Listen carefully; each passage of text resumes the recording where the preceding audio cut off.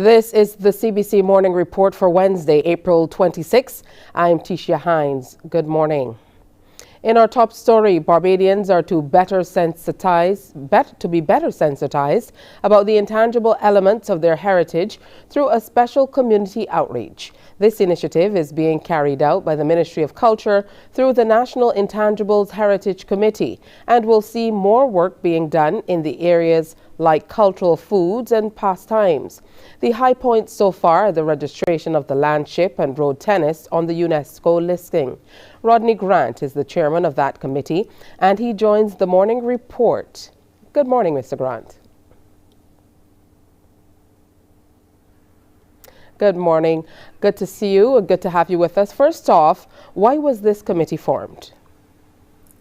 Well, in 2008, government signed on to the UNESCO convention. UNESCO have a convention that came into place in 2003 called the UNESCO Convention for the Safeguarding of Intangible Cultural Heritage. And you have over 190 countries over the world that signed on to this convention. So in 2008, government signed on, and then in 2020, established the National Intangible Cultural Heritage Committee to speak to the elements within the ICH convention. The convention speaks to specific 5 domains, which are oral traditions and expressions. So these are the stories that we have, the stories that we grew up hearing every day as young people. Performing arts, which involve theater, spoken word, dance, social practices and rituals, festivals, knowledge and practices, which are things like the herbs or traditional herbal knowledge that we will have, and traditional craftsmanship, which are things like our sculptors, our pottery persons, that kind of thing. So it covers these very wide 5 domains. So the purpose of the Intangible Cultural Heritage Committee is to really build out these elements into the country and to establish what we call an inventory. So an important part of the work is to really to go out there into communities to capture this knowledge and to build it out in one specific framework where persons have access to it.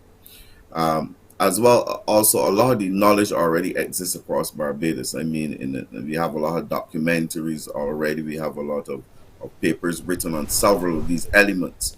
But the thing now is to try to bring everything into one space. And that is really important in terms of the work that we're trying to do in terms of inscribing the Barbados Landship and road tennis on the listing for urgent safeguarding, which is the Barbados Landship, and then the listing for humanities, which is basically the road tennis. So that's Okay. where we're at right now. Well, very interesting stuff. And like you said, it will take for us to kind of tap into the knowledge base that is already there. So apart Yes. from the Landship and, the other one that was mentioned, what are some of the other things that are being done so far in terms of this intangible heritage immediately by the committee? Well, these are the two specific ones that we're building out right now in terms of registration on the listing. But apart from that, I mean, we're focusing on all the 5 domains. So we've actually prepared, well, a number of things. We prepared a manual because it's important for us to go out there into communities, into schools, and educate persons on what actually is intangible cultural heritage. Because intangible cultural heritage is that intrinsic knowledge that we have, that we knew growing up, that is passed on from generation to generation. But importantly, intangible cultural heritage is a lived heritage. It's different to tangible cultural heritage, which is like buildings and stuff. So it's the things that we live. So we're developing this manual. So we're going into primary schools, secondary schools, and into communities. So the important thing is once persons understand what it is we're trying to capture, is then to build out or to mine this intangible cultural heritage. Because at the end of the day, this is who we are as Barbadian people. So this is part of the really important work that we're trying to do right now, to go out into communities, go out into schools, to hear the stories, to capture those that we don't already have documented, and to build out these things into an inventory for the country to be able to use. because very importantly, if we are going towards building out in a creative industry, this knowledge is going to be important to us. It's going to help inform what we're doing in terms of film industry development, in terms of our productions going forward, in terms of the fashion industry. I mean, this is all important knowledge that we have that we can build on in terms of broadening our scope in terms of the creative sector. Oh, very, very interesting. And to skip ahead just a bit, Mr. Grant, how will this intangible heritage be in turn accessible by Barbadians both here and through the diaspora? Okay, well, the event will be placed on a portal, so it'll be accessible to all people. Like I said, it's there to be used for persons to be able to build out their particular cultural domain. So we will make it accessible to all people. But Tisha, one of the important things, and I want to skip back again to the registration of Landship and road tennis. One of the important things is once we do this registration, it helps to do a number of things. One, it helps to internationalize these two things. So it brings instant recognition to what we know as the Barbados Landship and what we know to be road tennis. It also creates the broader enabling environment for us to be able to build it out into international sport, into a global sport, because it now has global recognition. And this is what I mean. Up to last night, we met with the road tennis associations, and these are the important things that we looked at, how we're going to be able to build it out into international sport. Now, after the registration, because of us signing on to the convention in 2008, it binds government to be able to then provide the necessary support and resources to be able to do what is necessary to take the road tennis forward. So once we do that registration, government is binded to do what is necessary. All right. Thank you so much, Rodney Grant, Chairman of the UNESCO Listing Committee. Good work so far. And we certainly will keep our ears to the ground in terms of helping to pull some of that information together. After all, CBC is here 60 years in the making in pulling some of that information together. So thank you very much. Definitely. All right, coming up on the CBC Morning Report, a global food crisis looms again as Russia opposes a renewal of the same Black Sea grain deal. That and more coming up.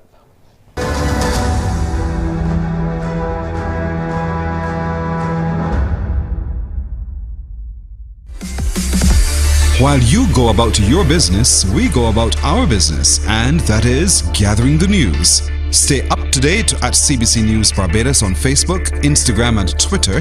Get news update on radio throughout the day. And join us for the CBC News Night at 7 every night. CBC News team is on the job and bringing you the news. There is a saying, you can find a Bajan anywhere. Are you a Bajan living abroad? Or do you know of one who has migrated to another country? Well, we at Mornin...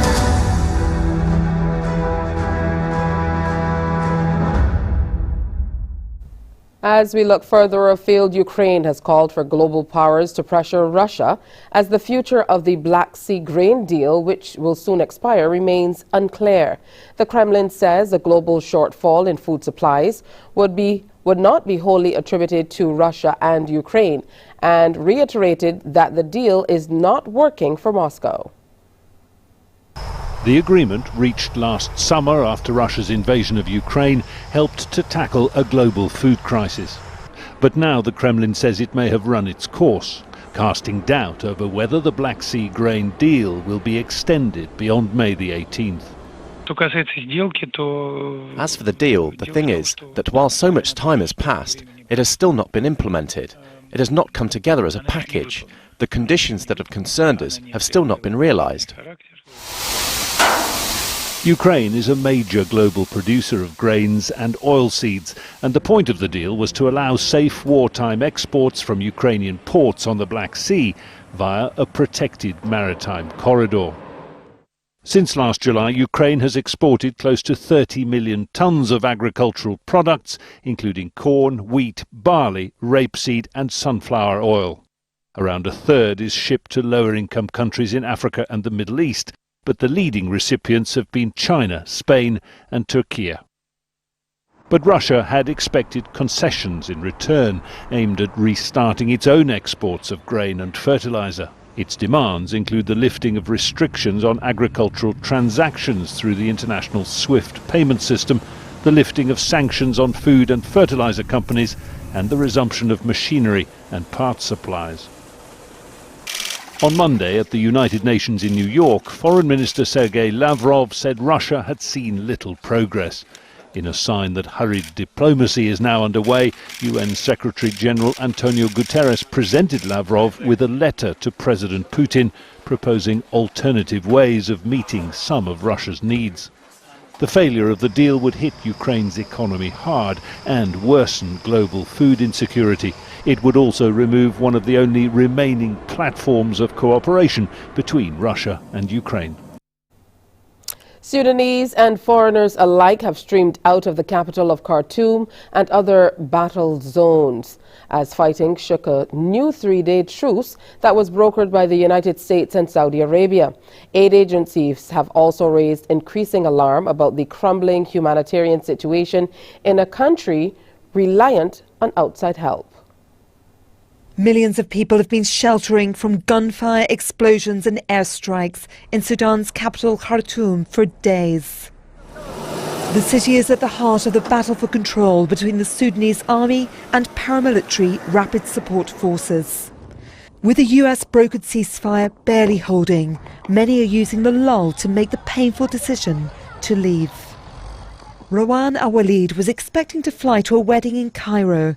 Instead, she found herself on a terrifying 72-hour journey to Giza. One of the rockets hit our home and destroyed the bathroom. They were really scared. Children were gripped with fear. Her ordeal isn't over. She left her brother behind and waits for any news of him.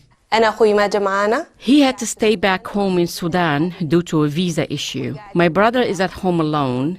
His internet is down. We know nothing about him. This is so sad because we cannot communicate with him.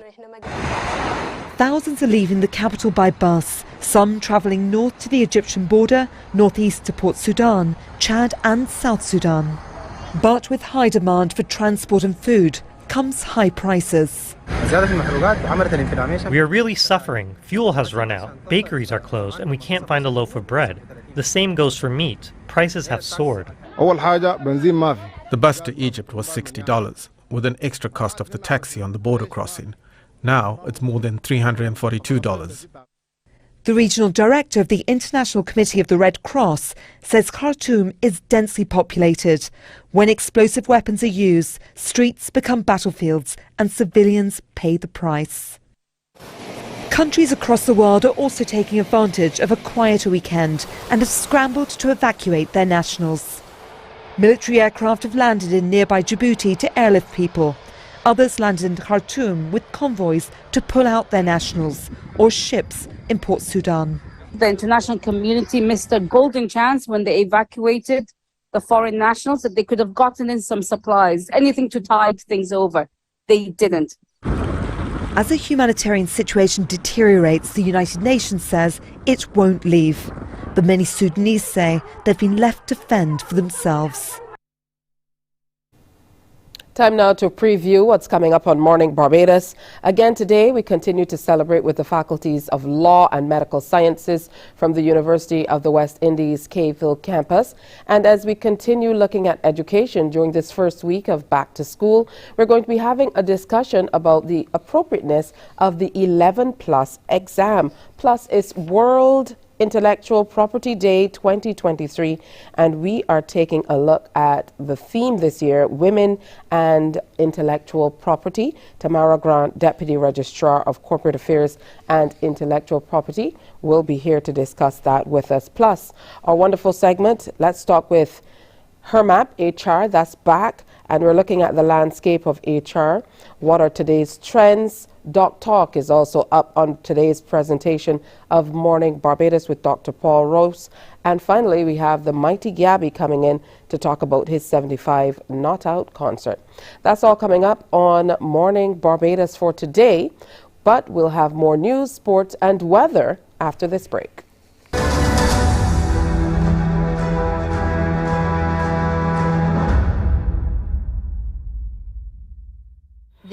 a saying you can find a Bajan anywhere.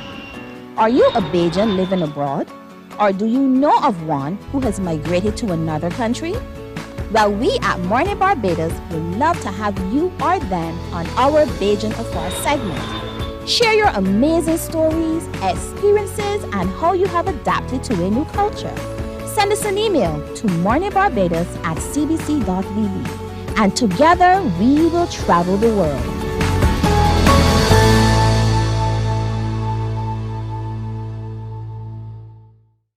Enjoy movies, soaps, drama, comedy, inspiration, education, music, and more. You get it all when you get MCTV, because MCTV gives you more.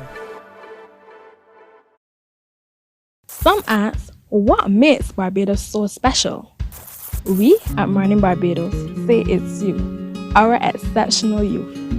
You are talented, resilient, and inspirational.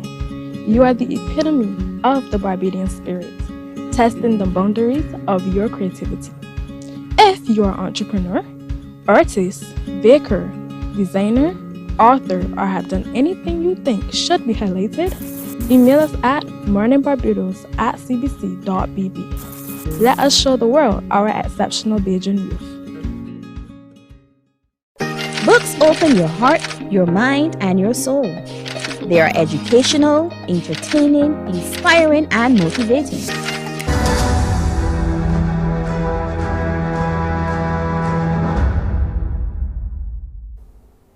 National diagnostic testing is to get underway across the island as the Ministry of the Education seeks to understand the level of learning and loss due to the COVID-19 pandemic.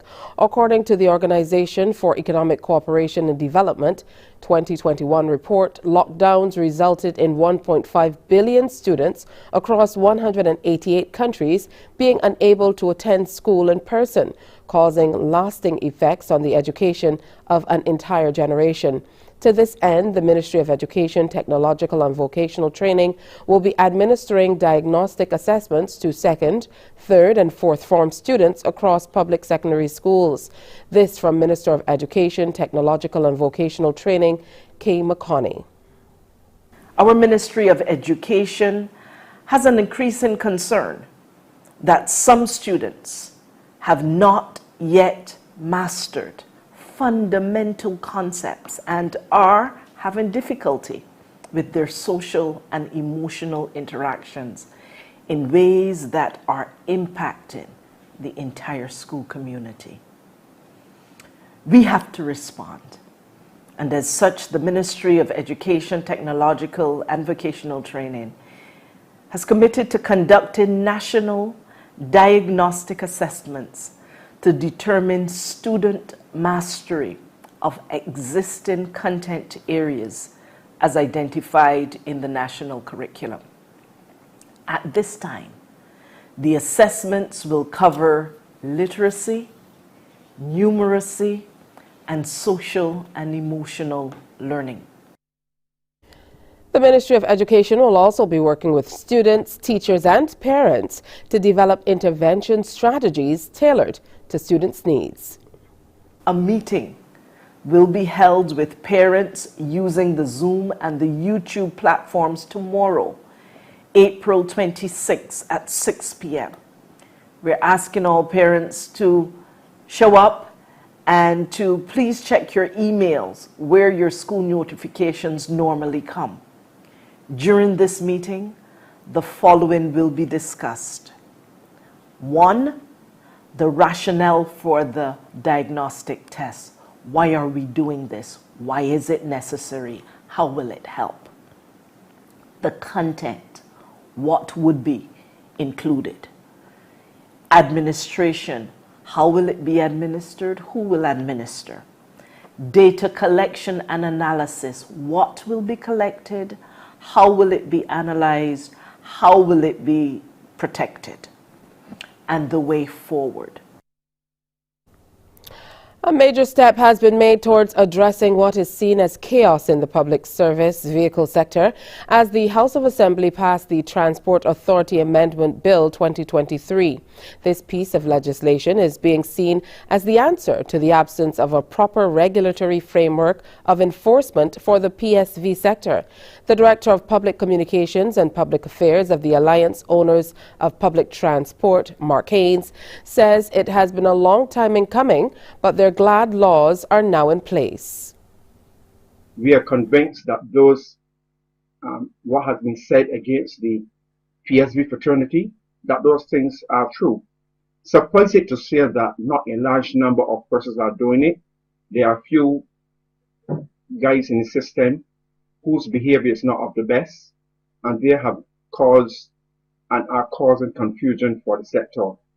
So now that the requisite mechanisms are in place in terms of the regulations, now the Transport Authority now has the legal right to act according to law and to prosecute whomever. So it makes sense going forward that the workers now pull up their socks, stop the foolishness, cut out the bad behavior which cannot continue. It is untenable, and we are all for it. Mr. Haynes says van owners will now have to give greater consideration to who they hire. We are glad that the requisite legislation is now put in place to control the disorder which is on the roads of Barbados.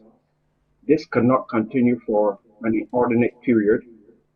It has gone on now almost 4 decades, and almost it lends itself basically to anarchy. It will lead itself or has lent itself to anarchy. We cannot have a system that continues unabated.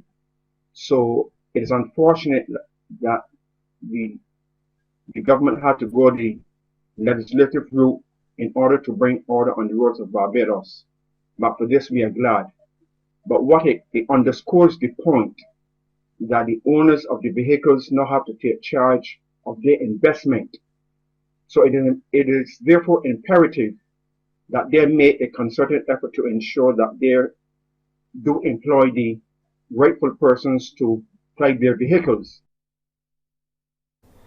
As we turn our attention to the region, Guyana's government, in keeping with its commitment to combat human trafficking, has tabled a trafficking in persons bill in the National Assembly. We hear more in this NCN TV report. Human Services and Social Security Minister Dr. Vindia Pusad says the comprehensive bill is expected to tackle this scourge in all regions. She told NCN News on the sidelines of Parliament today that the tabling of the bill speaks to the seriousness the government attaches to this issue. Well, I believe we have done a very significant thing today in the sense that I laid in the National Assembly for the first reading the new or the proposed bill on countering trafficking of persons. This piece of legislation will provide, along with the regulations within, will provide an excellent framework for us to proceed in terms of dealing with trafficking in persons. So far this year, Guyana has recorded 3 cases of trafficking in persons. Of the 3 cases, 2 of the individuals have benefited from restitution, which Minister Pusad described as a landmark decision. And in the recent past, this year and late last year, we would have managed to have 3 convictions, which is very, very good, and it is something we have been trying to do for some time now. And of those 3 convictions, restitution was awarded, which again is new. And this is the kind of step we would like to see when justice is meted out, so that the person who experiences trafficking in person and experiences being trafficked in person, that person could be properly or at least decently compensated. The minister also reminded that the government has a zero-tolerance policy towards trafficking in persons and is committed to the prevention of human trafficking. Over the years, Guyana has incrementally increased its budgeted allocations to fight human trafficking. Recent initiatives include offering a bilingual anti-trafficking 24-hour hotline to assist Spanish-speaking victims and the development of standard operating procedures for victim identification. There has also been progress in dismantling some criminal networks in Guyana involved in trafficking. Government shelters offered specialized care for victims, including training, translation, legal and medical services, and psychological therapy. More than a dozen suspected gang members in Haiti were lynched and their bodies set on fire by residents in the capital, Port-au-Prince.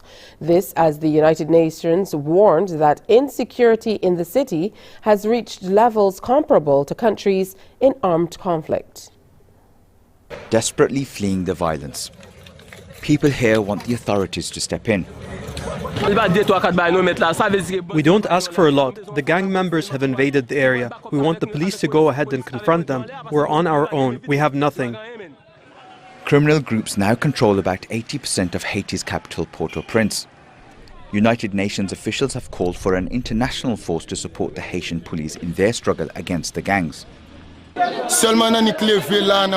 It was simply the sound of gunfire that woke us up this morning. It was 3 a.m. The gangs invaded us. There was shooting all over. This neighborhood is a peaceful area. All the people in the surrounding area are peaceful citizens.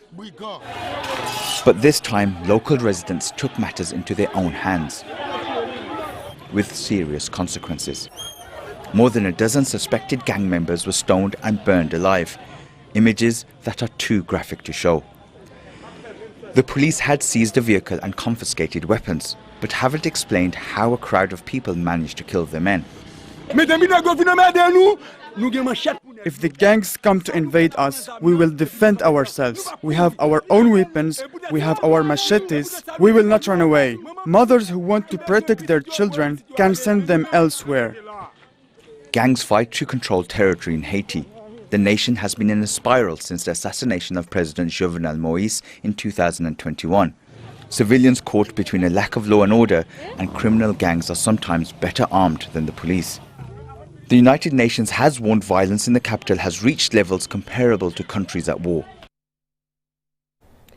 Meanwhile, United States President Joe Biden has officially announced his re-election bid, ending months of waiting to see whether that had included speculation that the 80-year-old leader could step aside in favor of a younger Democrat. The announcement on Tuesday sends the president on an accelerated path to win the Democratic Party's nomination ahead of the 2024 general election.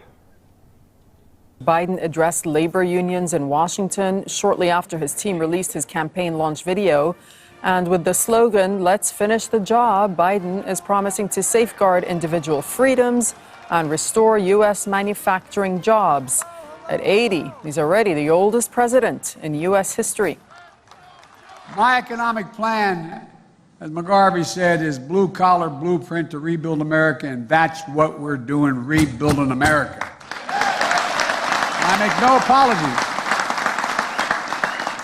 I make no apologies for being labeled the most pro-union president in American history. I'm proud of it.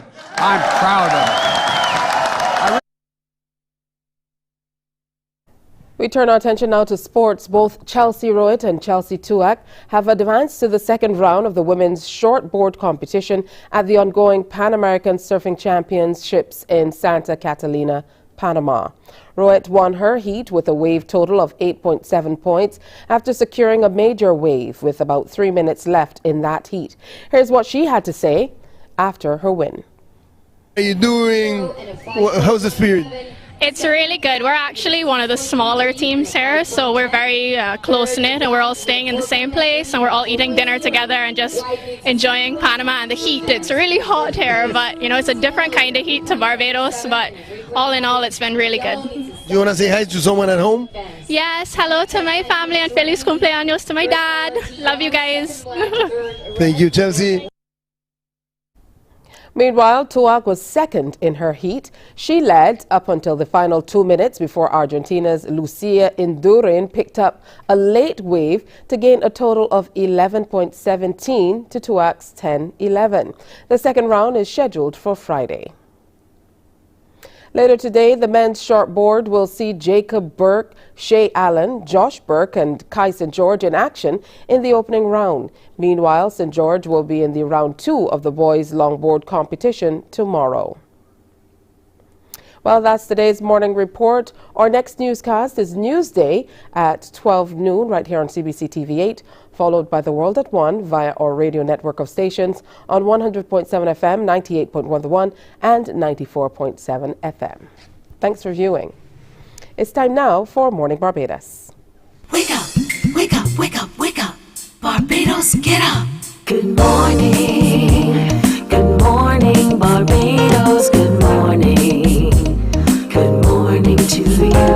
Good morning, morning, morning, morning. Good morning to you. Good morning, morning, Barbados. Good morning. Good morning to you.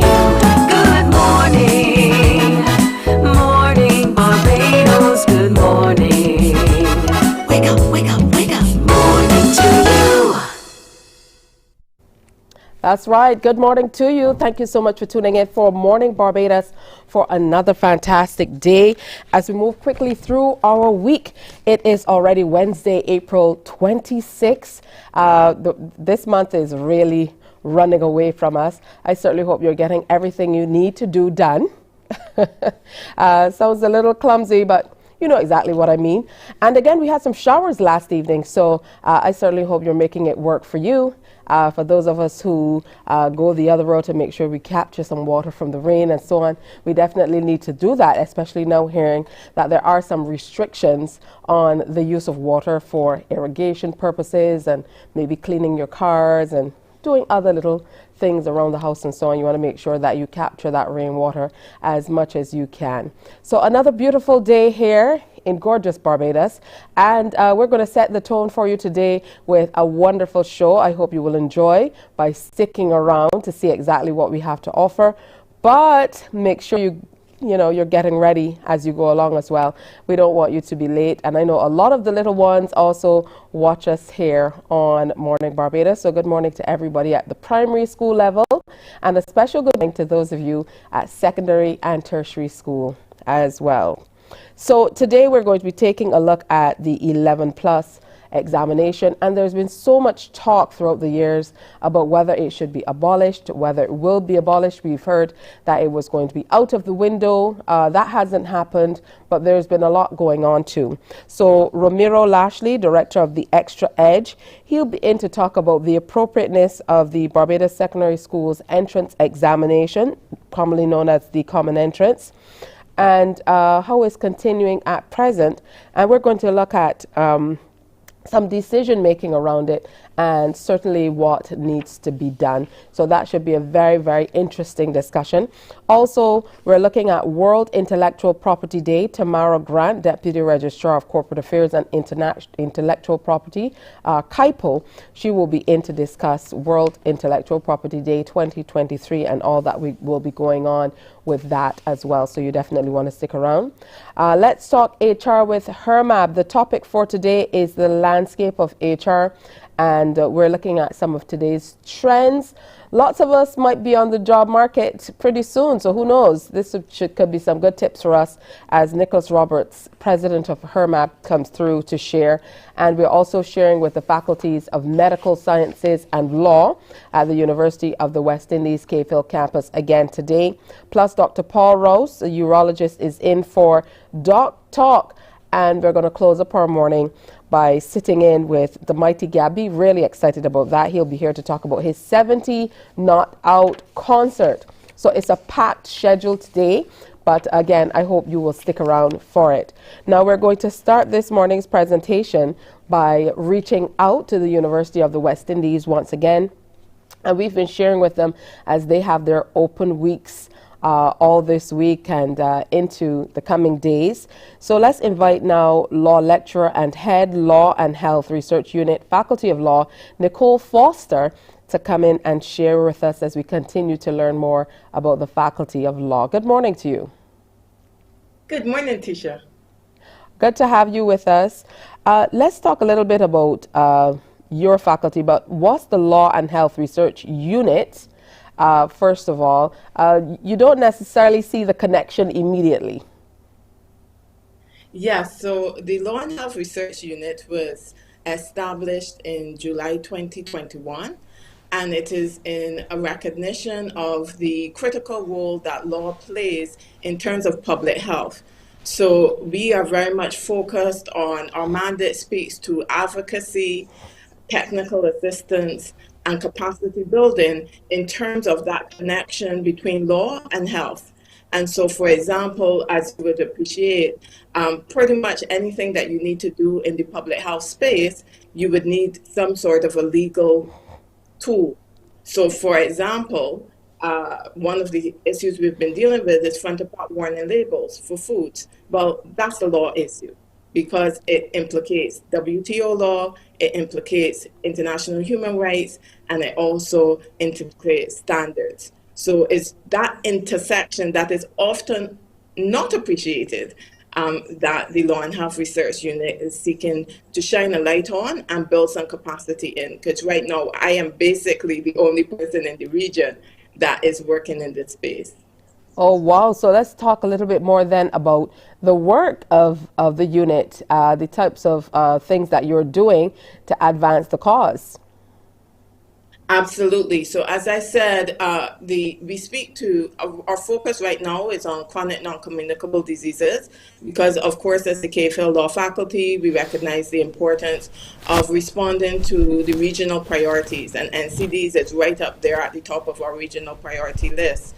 And so the Law and Health Research Unit, for example, has been doing work in the area of tobacco control. We did some policy briefs and 2 case studies for World No Tobacco Day last year. So a case study of Antigua and St. Lucia, looking at their implementation of graphic health warnings on cigarette packs, as well as their no smoking in public places legislation. The Law and Health Research Unit is also very involved in the Caribbean Public Health Law Forum, which is a forum, a virtual forum, bringing together law and public health professionals to discuss the intersections between our work. And then just yesterday evening, I was briefing CARICOM chief medical officers on the negotiations taking place within the World Health Organization on the pandemic treaty and some of the international law issues that need to be addressed, whether it is how does intellectual property impact on access to medicines and vaccines, but also to the broader human rights issues that come out in a treaty such as that. It's so wonderful to hear all of the amazing things the University of the West Indies is doing behind the scenes, because often we look at these educational institutions, and most certainly an institution like the UE that's celebrating a big number this year as well.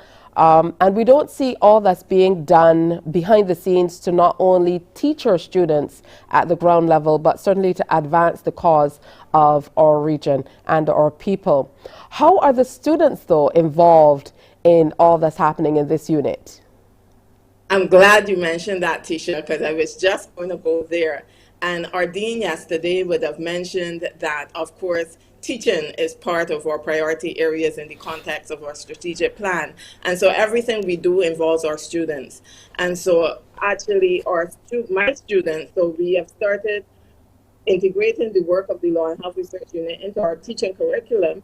And so this semester, for the first time, we offered Introduction to Global Health Law to complement our offering of global health law at the LMM stage. So we're very much getting our students and building capacity in that space.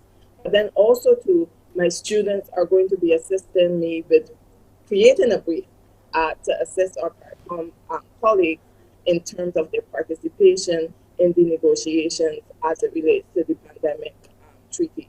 My students are also assisting with the work of the Caribbean Public Health Law Forum in terms of the meetings and the discussions taking place on the wide range of public health issues that implicate health. Now, I know that as you move from faculty to faculty across the University of the West Indies, there's often a great sense of pride, but law faculty is just a special faculty in and of Very itself. special. So talk to me as we close about how you feel to be a part of this specialty, this faculty as a law lecturer, and now to be able to do all of this wonderful work behind and in front of the scenes to advance the Caribbean.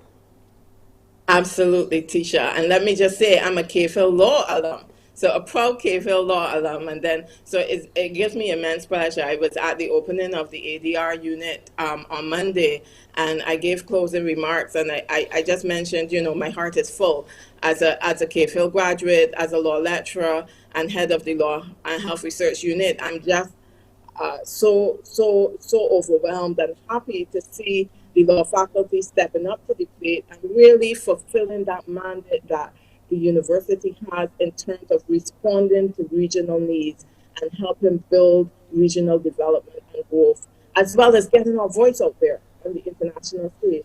But so often the Caribbean perspective is overlooked or subsumed within the broader Latin American space.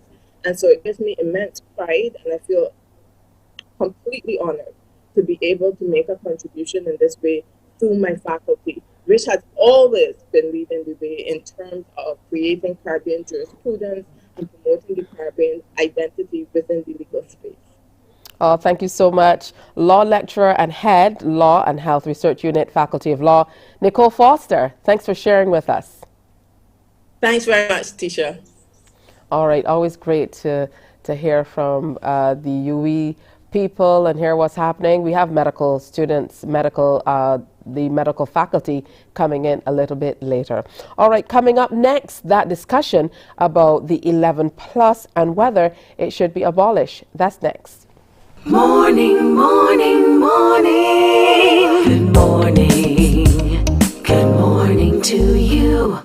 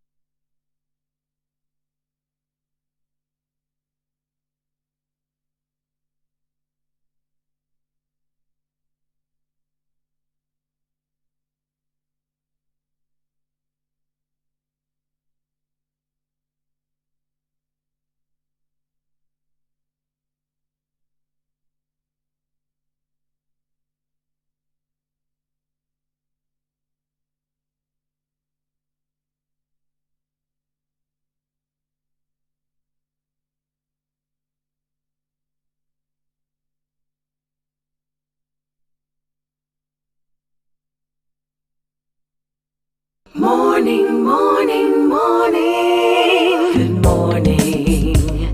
Good morning to you. 17 minutes to go before 7 o'clock. I told you the time goes by quickly.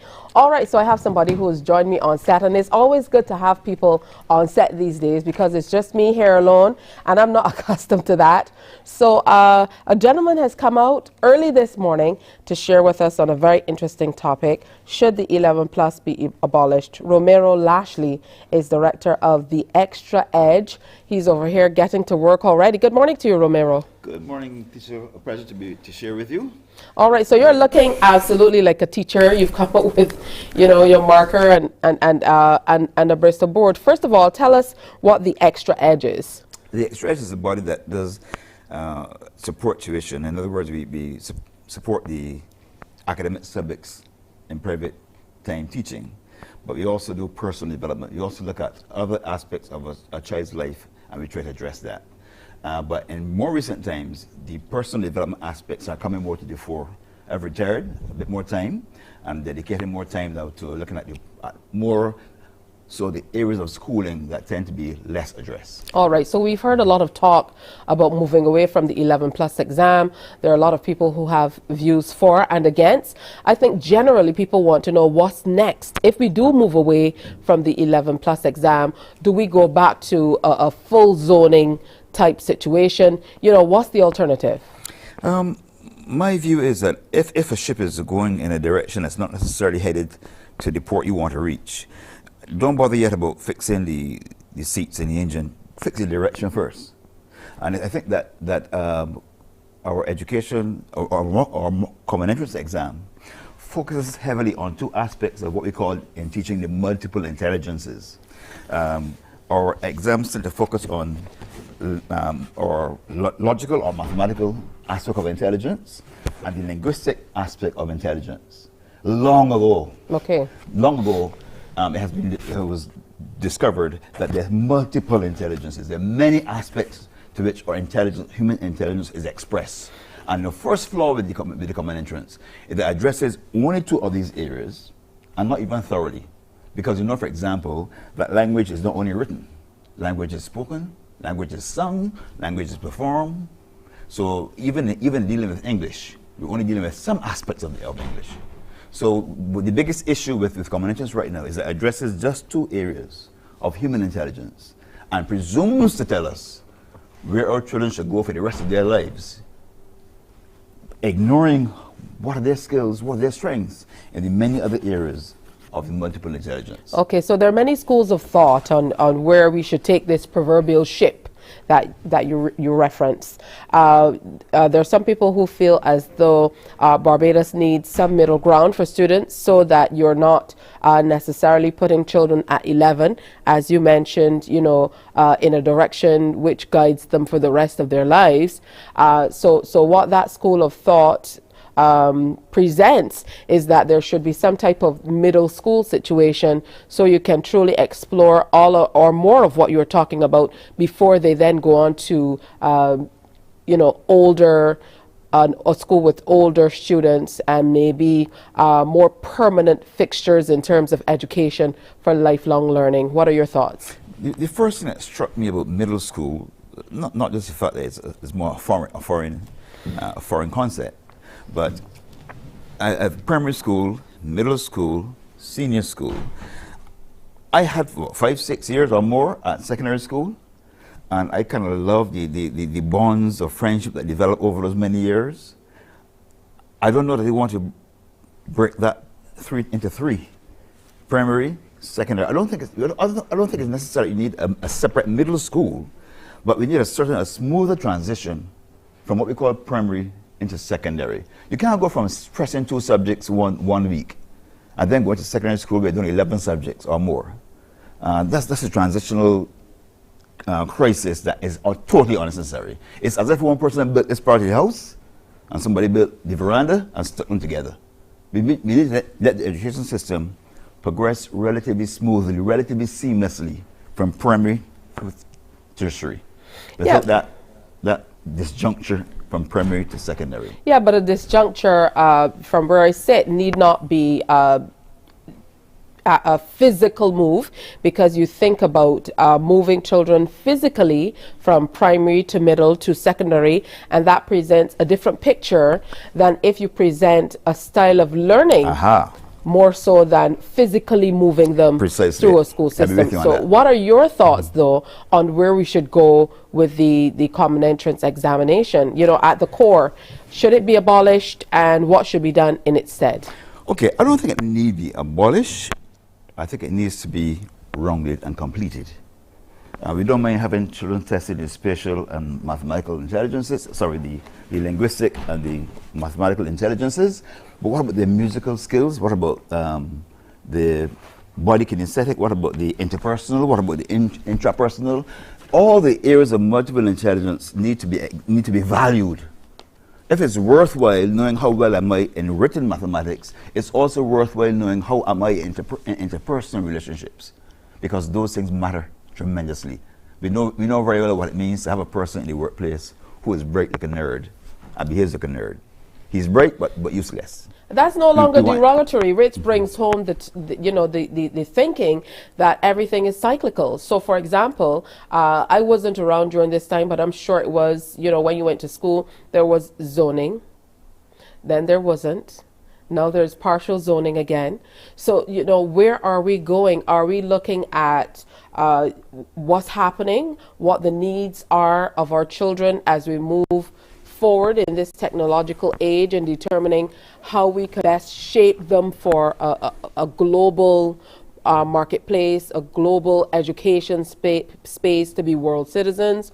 Or are we looking at it as we are now at a place where we feel like it doesn't work for Barbados? A lot of the times I think when we look at 11 plus, we look at it in a very linear kind of way in terms of what's happening here and not necessarily what is best practice across the globe. Certainly, that's a very, very valid point. Looking at what's going on across the globe, and certainly this is heavy emphasis on the academic is a bit too much overdone in this part of the world. We need to have an emphasis. There's a guy called George Schwab who wrote, oh my God, decades ago about the importance of the practical, about the importance of not just giving children book knowledge, but giving a rounded knowledge for life. So that, and where that takes place, whether it's in my zone or a travel or whatever, is less critical nowadays because technology makes education accessible from anywhere. A person could live in a basement and spend 10 years down there and become a PhD. So where the education takes place is less critical now than the quality of the education and the roundedness of it.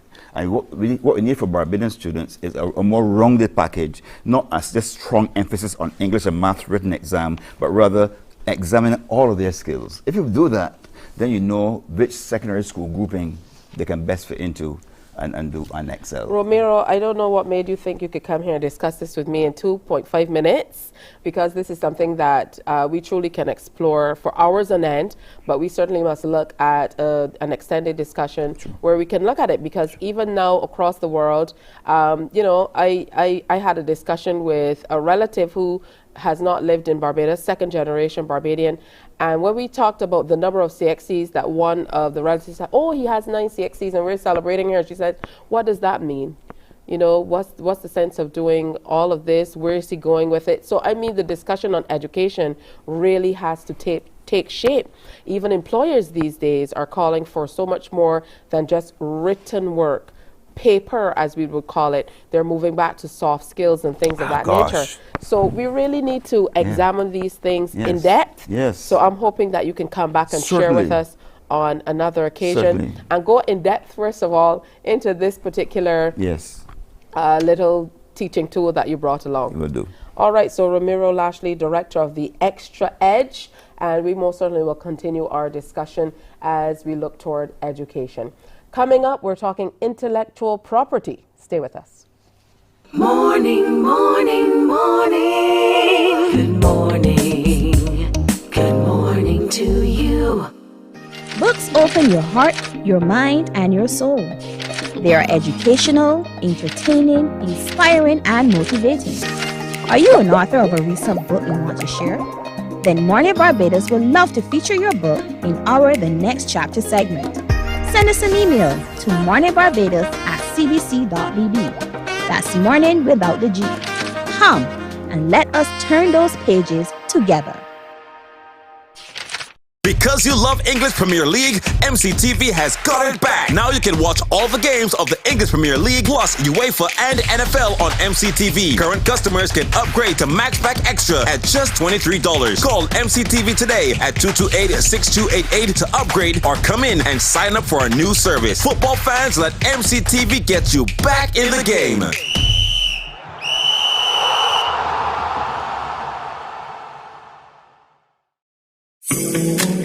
The facts say Morning Barbados reaches an audience of over 50,000 and Newsnight reaches over 56,000. It's Morning, morning. Good morning. Good morning to you. So quite stimulating discussion as we continue. And we're looking now to World Intellectual Property Day. It's only a few years ago that we started really talking about and delving into intellectual property and figuring out what it means, particularly to those of us who are creative, but generally to people all across Barbados. Let's welcome Tamara Grant, who is Deputy Registrar, Acting of Corporate Affairs and Intellectual Property, known as CAIPO. Welcome. Good morning, Barbados, and thank you for having me here today on Morning Barbados, this the occasion of World Intellectual Property Day. Okay, wonderful. Now, the theme this year will focus on women and IP, accelerating innovation and creativity, celebrating the can-do attitude of women inventors, creators, and entrepreneurs around the world and their groundbreaking work. And this might seem a little far-fetched for us here in Barbados, but I know that there's a lot of work going on in the area of intellectual property. So first of all, set the tone for us for your department and the work that you do for intellectual property in Barbados, and then we can move into how Barbadians should get involved more with the department to make sure they're safeguarding their intellectual property. Thank you. So, Corporate Affairs and Intellectual Property Office, many persons are aware that that is the office you visit when you want to register your business or your company.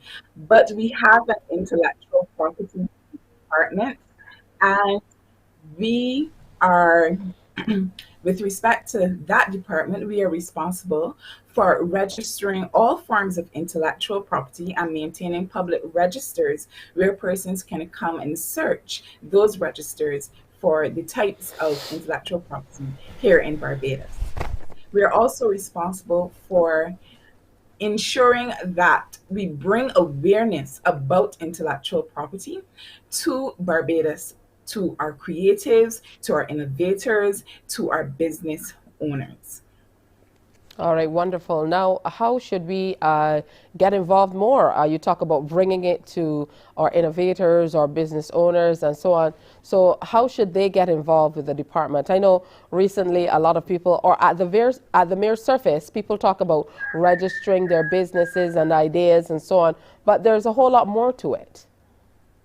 Yes. So most persons interact with CAIPO with respect to registering their trademarks, registering their patents and industrial designs. But we also offer opportunities for learning, educational programs and workshops. In fact, just this week, on the 24th of April, we hosted a number of young female students from various secondary schools for an introduction to intellectual property workshop. Well attended, and certainly everyone had a wonderful learning about the importance of IP and how IP can help them with the development of their business initiatives. Additionally, we also have tomorrow, we are going to be having, in conjunction with the Cooperatives Department of Barbados, a cooperatives market in celebration of World Intellectual Property Day. And at that market, we'll have a number of individuals who will be displaying their goods, their services. And so we invite the public to come out because, in particular, the IP unit at CAIPO, we will be having a booth at that market where members of the public can come and engage us, seek some advice, maybe some counseling as it relates to intellectual property for their business ventures and so forth.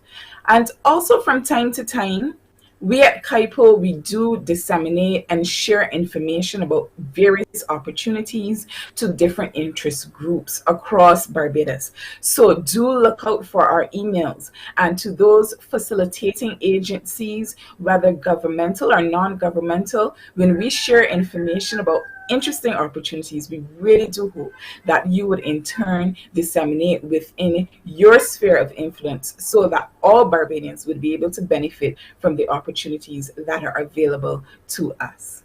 Well, that sounds like it's going to be a good time to get out and find out more information. Now, the theme for this year's observance of Intellectual Property Day suggests that women have been somewhat disadvantaged over time or through the years in the area of intellectual property. So how have you seen this play out, or have you in your particular area, in terms of women not necessarily capitalizing on their intellectual property when compared to maybe their male counterparts? Yes, I actually had quite a reaction when the theme was made known. A lot of persons initially were like, well, we don't have those issues in Barbados because we see women prominently in all aspects of business in Barbados. However, studies conducted by the World Intellectual Property Organization and other agencies that monitor trade, they've noticed that most companies which utilize and exploit their intellectual property are usually larger companies involved in international trade and distribution. They realize that the smaller entities, small and medium-sized entities, as well as businesses which are based in cottage industries, do not utilize their intellectual property as proficiently as larger companies. And how that relates to gender is that they noticed that larger companies, the international companies that trade globally, are mainly owned, managed, and operated by men, whereas you see a larger concentration of women in the smaller, medium-sized enterprises and cottage industries. So that what they found from their research is that women in general were not utilizing their intellectual property as much. And that is why the emphasis and focus this year is on women and intellectual property, accelerating their use of intellectual property in their creative and innovative endeavors. All right, now bring it home for us. What about you as a woman working so closely in intellectual property? I know you said that it really piqued your interest when you found out that was the theme for this particular celebration. But, you know, how has working in this field maybe changed your worldview? Well, certainly before I worked at Kaipo, I had no formal knowledge of intellectual property. Like most Barbadians, I knew about copyright, I knew about trademarks and logos, but I didn't really have a sound knowledge about it. And so being here at Kaipo has really opened my eyes. But with respect to the topic, you know, it is interesting to note that the majority of the individuals who work in the intellectual property unit at Kaipo are females. So with respect to the focus on women and intellectual property, it is not just from the perspective of creators and innovators, but we also have to recognize the facilitators, persons working in governmental and non-governmental agencies who are helping to shape and inform the development of our economic sectors. If we take a prime example, today Kaipo is hosting a panel discussion entitled The Glass Ceiling. Is this the reality of our film industry? And we'll be featuring a very exciting panel of women, Miss Andrea Allen, Miss Carrie Birch, and Miss Marcia Weeks, moderated by Mr. Simon Aline. And they will be tackling the issue of how do we develop a more robust film and television industry here in Barbados. And here we have women who are directly involved in the film industry who are willing to share their opinions and from their experience within this area. So women play an important role in intellectual property, not just from the creative side, the innovative side, and the business side, but we also have from the other end, the facilitators, those who are in position to empower, to help, to inform and guide our creatives and our innovators within Barbados. All right, well said, and a great place to end today's discussion. And again, happy World Intellectual Property Day 2023 to you, everyone over at Kaipo, and most certainly to all inventors, creators, entrepreneurs here in Barbados and definitely across the globe. Thank you. Thank you very much for having me today, and good morning, Barbados. All right, so make sure you get out and be a part of all of the celebrations that are happening for World Intellectual Property Day. Definitely sound that they will be very, very, very engaging and informative. All right, more is to come here on Morning Barbados, so stay with us. Morning, morning, morning. Good morning. Good morning to you.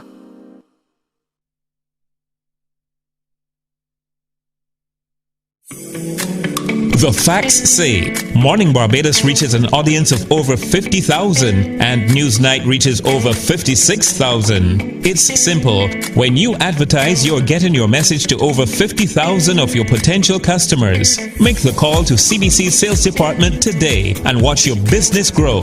Contact us at 467-5559 or email marketing@cbc.bb. While you go about your business, we go about our business, and that is gathering the news. Stay up to date at CBC News Barbados on Facebook, Instagram, and Twitter. Get news update on radio throughout the day. And join us for the CBC News Night at 7 every night. CBC News team is on the job and bringing you the news. It's a saying you can find a Bajan anywhere. Are you a Bajan living abroad? Or do you know of one who has migrated to another country? Well, we at Mornin Barbados would love to have you or them on our Bajan Affairs segment. Share your amazing stories, experiences, and how you have adapted to a new culture. Send us an email to morninbarbados@cbc.bb, and together we will travel the world. Some ask, what makes Barbados so special? We at Mornin Barbados say it's you, our exceptional youth. You are talented, resilient, and inspirational. You are the epitome of the Barbadian spirit, testing the boundaries of your creativity. If you are an entrepreneur, artist, baker, designer, author, or have done anything you think should be highlighted, email us at morninbarbados@cbc.bb. Let us show the world our exceptional Bajan youth. Good morning. Good morning. Books open your heart, your mind, and your soul. They are educational, entertaining, inspiring, and motivating. Are you an author of a recent book you want to share? Then Mornin Barbados would love to feature your book in our The Next Chapter segment. Send us an email to morninbarbados@cbc.bb. That's morning without the G. Come and let us turn those pages together.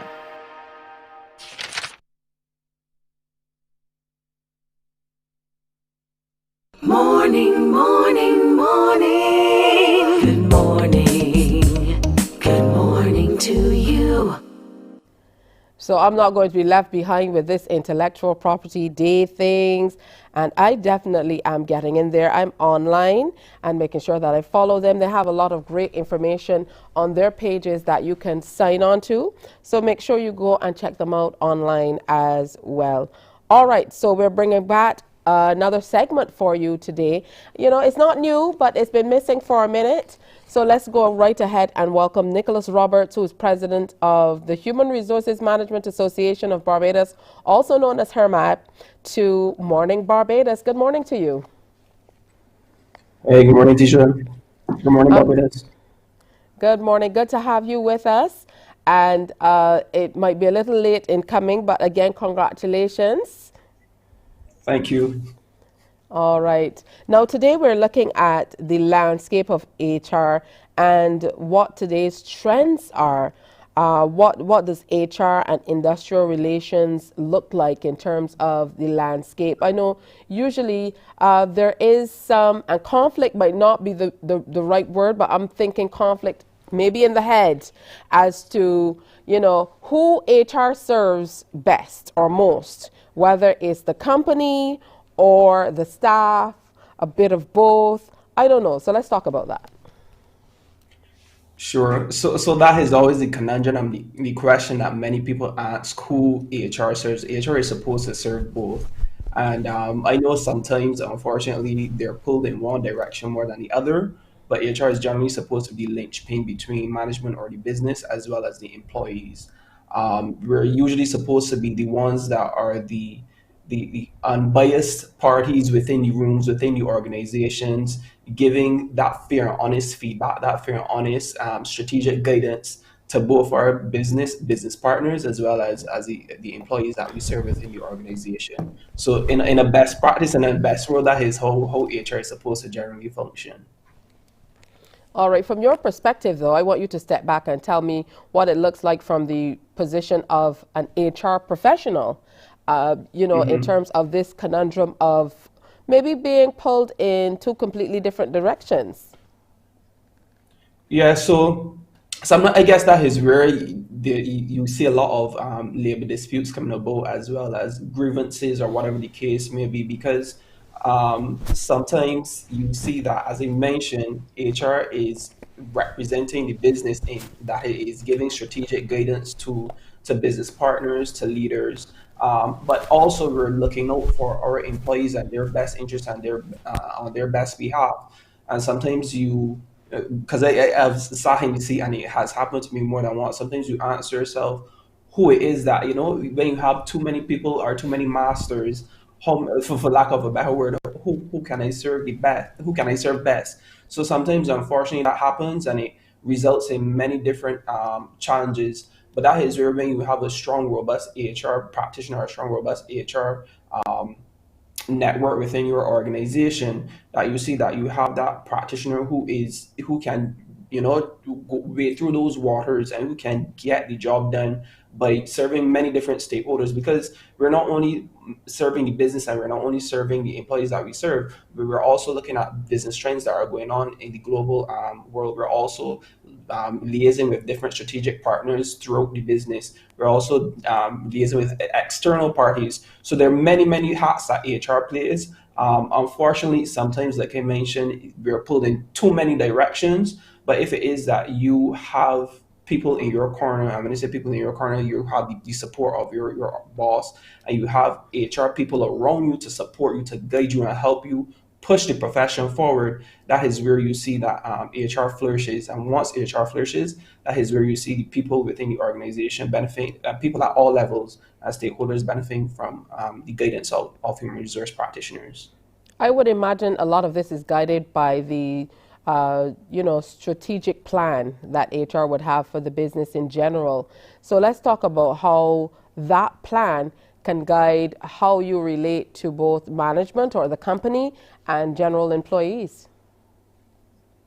Sure. So within the organization, as I've mentioned through many different segments, and some of my colleagues have mentioned, the business plan or the business strategy of a business guides the overarching framework of where a business is trying to go. And if your HR strategy does not support that, it does not make sense. Your biggest capital is your human capital. And when you have a human capital plan or human capital strategy that supports the business and they're working in alignment, that is where you see your business and your bottom line is positively impacted. When you're seeing many within the landscape today, you're seeing things in terms of labor disputes, you're seeing work stoppages, you're seeing organizations not necessarily using technology the way that they should. That is where there's a breakdown between HR and there's a breakdown between the business strategy, and they're not working together. And sometimes, unfortunately, that is where you see businesses going, and that is where currently you're seeing the trends within not only Barbados but across the world, when you're seeing that there is a lot of downsizing that businesses are doing, because for whatever reason, whether it is the economic landscape, whether it is the fiscal way that the company is operating, there's not a harmony between what the business is trying to achieve as well as the HR strategic mandate of the organization. All right, so tell me a little bit more about the top strategic initiatives that HR leaders and organizations are focusing on in 2023, given all that has happened on the working landscape over the last few years. Mm-hmm.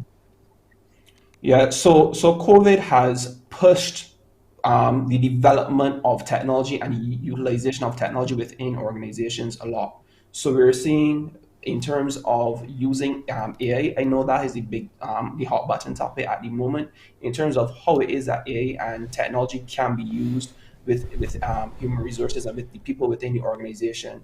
I think a lot of people are concerned in terms of whether AI will replace humans within the workforce.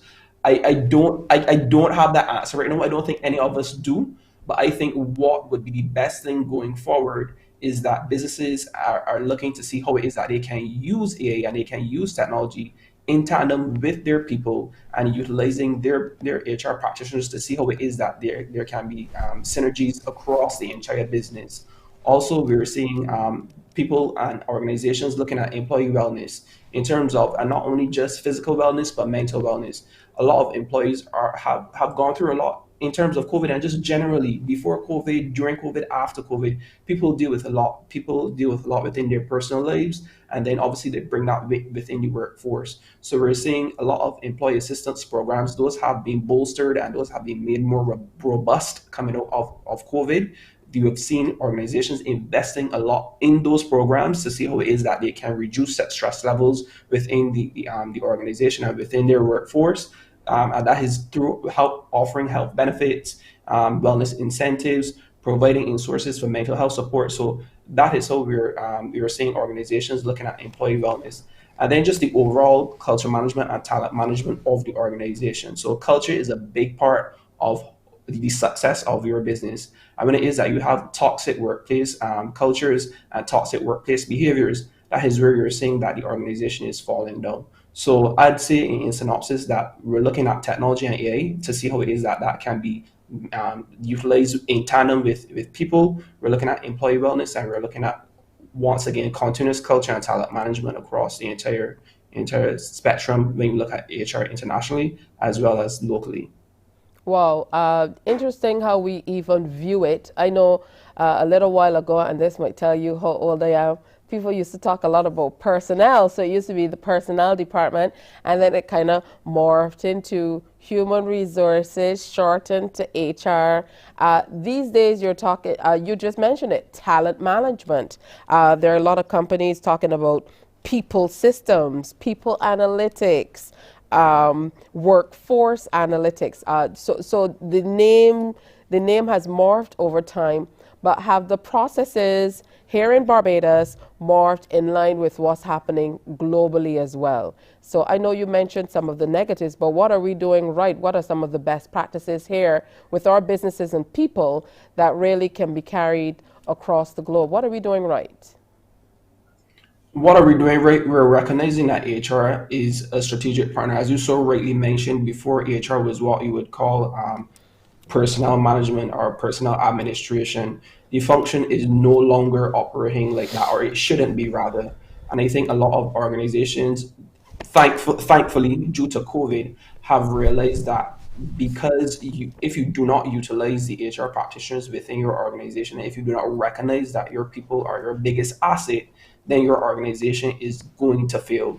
You could have the most grand business plans, you could have the most grand people strategies, you could be doing manpower planning, but if it is that you are not investing in your people, then your organization is going to flounder. So I think coming out of COVID, a lot of businesses, both small, medium, and large, have realized that HR is a strategic partner, because coming out of COVID, you saw HR had to be bring many different hats in terms of being advisors on workplace health and safety, advisors on employee mental health, giving input on legal and moral minefields when it came to vaccination mandates, litigation when it comes to dealing with labor relations. So I think that is where HR was bolstered during COVID, and I hope that now that we are on the tail end of the pandemic, that those practices will be continued in terms of focusing on those issues and businesses leaning on their HR practitioners when it comes to guiding the business forward, when it comes to people management and culture management and talent management. Oh, that is a great place to leave the discussion for today.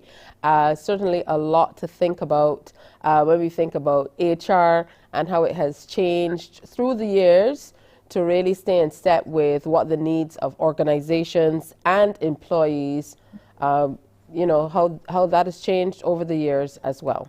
So thank you for coming through and sharing with us, and we look forward to talking with you again on HR Matters. Nicholas Roberts is president of the Human Resources Management Association of Barbados.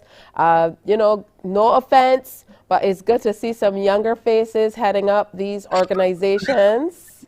Yes, you know, injecting some new talent, because a lot of the times, and people might agree, I find that particularly in this part of the world, we make our younger people wait for too long. There's no succession planning, and it's almost like if you have to fight for your place, which it should never be. Because if you see people who are talented and who will be good and assets to the business, then I'm sure you, as an HR practitioner, would say we should definitely try to see how we can utilize these younger people. But often it's a fight between the old and the young. You sound like an HR practitioner, but yes, thank you, and you are spot on when it comes to that. Most definitely. All right. Well, thank you. Thank you. All right, we're going to take a little break here, and when we come back, no fighting between old and young. We are going to be looking at UE Faculty of Medical Sciences again. Stay with us. Morning, morning, morning. Good morning. Good morning to you. While you go about your business, we go about our business, and that is gathering the news. Stay up to date at CBC News Barbados on Facebook, Instagram, and Twitter. Get news update on radio throughout the day. And join us for the CBC News Night at 7 every night. CBC News team is on the job and bringing you the news. There is a saying, you can find a Bajan anywhere. Are you a Bajan living abroad? Or do you know of one who has migrated to another country? Well, we at Mornin Barbados would love to have you or them on our Bajan Affair segment. Share your amazing stories, experiences, and how you have adapted to a new culture. Send us an email to morninbarbados@cbc.bb. And together we will travel the world. Morning, morning. Good morning. Good morning to you. Welcome back to Morning Barbados. Good to have you in company. If you're heading out, don't stick around too much. You can go back and watch us on demand. All of this goes up on YouTube. I want to make sure you get out because traffic in Barbados these days, there used to be drive time. It used to be bad in the morning or bad, at the time you're going for the children from school. It's bad all the time now. So you want to make sure that you get out in time to get where you're going on time. And on time doesn't mean at the time you're supposed to be there. On time means a little bit before. All right, so we've been sharing all about the UWI Faculty of Medical Sciences all week long. Today is no different. So let's go right ahead and welcome Dr. Roger Seeley, who is coordinator of the Bachelor's in Health Sciences with several areas of concentration. Michelle Carrington, coordinator of the BSc in Human Nutrition and Dietetics, and Dr. Kirti Singh, who is Preclinical, who is in charge of the MBBS program, Preclinical Years. Quite a mouthful, and there they are, all in a row. Good morning and welcome. Hello, good morning. Thank you. Thank you for having us. It's so wonderful to see inside of the teaching space. Usually we're kind of talking and you're kind of set up in an office type environment and people don't get to see how you actually function. So let's start with you, Dr. Seeley.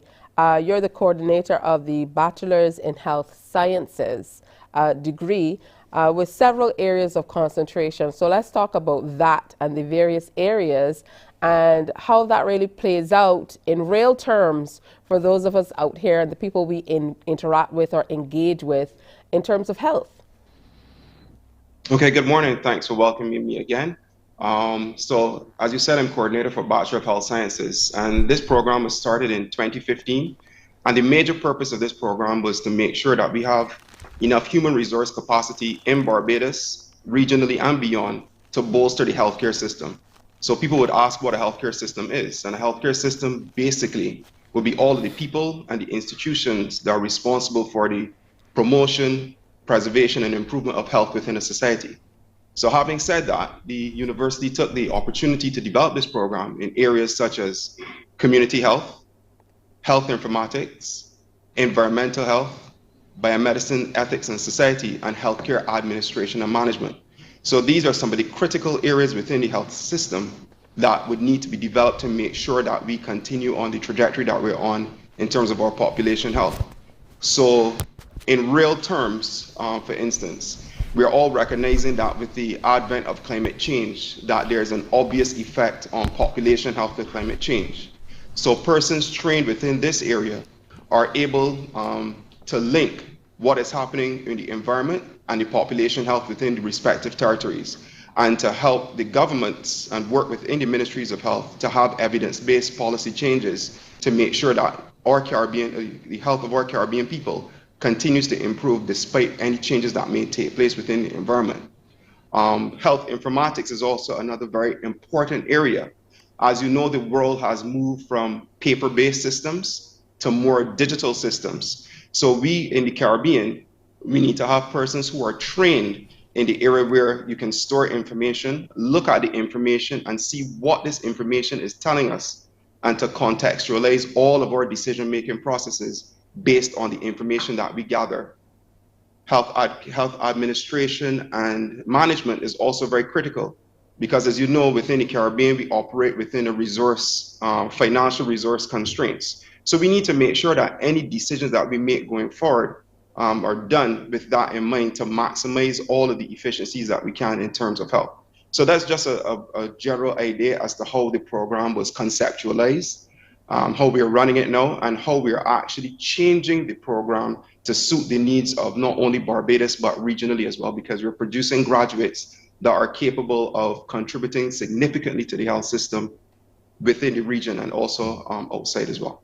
Wow, so interesting. And some of them may be separated by just a slither of a difference, but so different in terms of what you need to focus on to be able to advance the cause of, you know, whatever organization or the people generally in that particular area of study. I have a lot of questions for you, but the other ladies are sitting there like, okay, get to me. So let's go on over to Ms. Carrington. Let's talk about human nutrition and dietetics, and you know, generally how this is laid out. This is something that I don't think a lot of us have focused as heavily on as we really should have. And when I say us, I mean general population. And that's most certainly seen based on where we are in terms of the health of our nation. Yeah. Well, good morning again, and thank you for having us. Definitely, yes, what you're saying is absolutely correct. Now is a very exciting time to be in the nutrition and dietetics program, because we are seeing the effects of habits, lifestyle habits that have contributed significantly to ill health, and mostly they are attributed to some sort of nutrition, poor nutrition. So generally, yes, now is a good time. We are what I would consider, if we're looking at the life cycle of nutrition, we are at the taller stage. We are the toddlers in the family of programs here at in the Faculty of Medical Sciences. And we started just about 2 years. Our first cohort, they're now just about completing their second year of the program. And again, yeah, it was born out of need. So generally, we're seeing the high incidences of chronic diseases, you know, driven by poor nutrition in part, because that's only part of it. And then there's also this dearth of dietitians. There are not that many trained on the island and in Barbados, and also in the rest of the Caribbean. So definitely this program was developed to really build human resource capacity, so that we'll have a cadre of persons who can assess, diagnose nutrition challenges, who implement some nutrition care plans, and who monitor and follow persons to make sure that this plan is working. And what we found is that generally the program, it is a 3.5-year program, and pretty much it's a program that is built, and it can stand up to any international type program. Currently, we have what we call the didactic portion of the program, and we also have the integrated internship. So it's what we call a coordinated program, so that you're having a one-stop experience. It also has a credentialing process. So at the end of training, the students are required to take a credentialing or licensing exam, and that's with the Barbados Paramedical Council, and that makes them eligible to practice as a registered dietitian. So generally, now is a good time to get involved if persons are interested in really healthcare and trying to problem solve and help us to manage these situations here. I would definitely recommend that they sign up for the NUS program, which is the Human Nutrition and Dietetics program. All right. Thank you for that comprehensive look at the area which you coordinate. Now, Dr. Singh, we finally got on way over there to you. And your particular area focuses on preclinical years. Let's talk about those programs. Hi, good morning. Thank you for having me here. So I represent the preclinical sciences here in Cave Hill, UV Cave Hill. So basically, it is the first and the second year experience of our students. And here we teach anatomy, physiology, biochemistry, which are mainly the preclinical subjects, and also the paraclinical subjects, which includes pharmacology and microbiology. So the first year experience is basically teaching about everything normal about the human body. So anatomy is basically teaching about the structure of the human body, how it appears normally, both in gross as well as microscopically. We teach histology and the normal development of the human, which is known as embryology. And this is taught along with physiology, how the normal human body functions, and the biochemical processes, which includes different components that is taught in biochemistry. And we teach them about drugs, how the normal drugs act on the human body, which is included in pharmacology, and microbiology, about different viruses, bacterial systems. So everything which is normal, they say that the eye should know what is normal in order to recognize what is abnormal. So everything normal about the human body is taught in the preclinical years. So this consists of 2 years, first year and second year. And in between, we have the paraclinical time, which is extending from the summer to the October month of the third year. And then they continue to the clinical years, which consists of the 4th and the 5th year, where they continue in the Queen Elizabeth Hospital for their clinical training for 2 years. Wow, this is so much to be able to condense into such a short space of time. I want quickly from each of you, and we're going to scooch back over to Dr. Seeley quickly. Talk to me generally about what, from your perspective and your particular area for the Bachelor's in Health Sciences, what's the experience like for the students being a part of your particular area? Okay, so the good thing about my program relative to some of the other programs is that it is a smaller program. So we are able to offer that unique student-lecturer interaction where we're able to give that level of individualized care to students to help them to navigate through their academic process. We also listen to feedback from students. So for instance, students have wanted to have an internship experience, and that is critical. So what we've done is that we've developed an internship experience so that students can have that practical application of the theoretical knowledge that they have. So I think that coming here to the University of West Indies, Cave Hill, and being part of the Bachelor of Health Sciences program, what you can look forward to is that very close staff-student interaction and helping you to develop both personally and also professionally so that you can find your place within the healthcare system and to make the contribution that you want to make. I've had students who have pursued postgraduate studies doing their masters in places like Canada, the UK, and they're doing quite well and working in ministries of health regionally and also here within Barbados.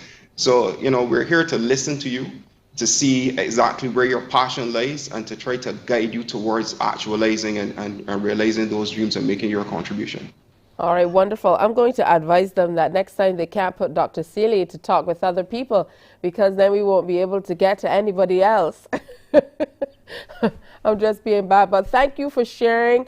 And, it really brings a different perspective when we look at health sciences and medicine and career choices and how it truly is integrated into our everyday lives outside of just thinking, this is only to heading into a hospital if you're ill or into some medical facility or what have you. It really brings a great perspective of how everything we do in our society ties into what you do as well in the area of teaching. So thank you very much, Dr. Seeley, Michelle Carrington, and Dr. Singh.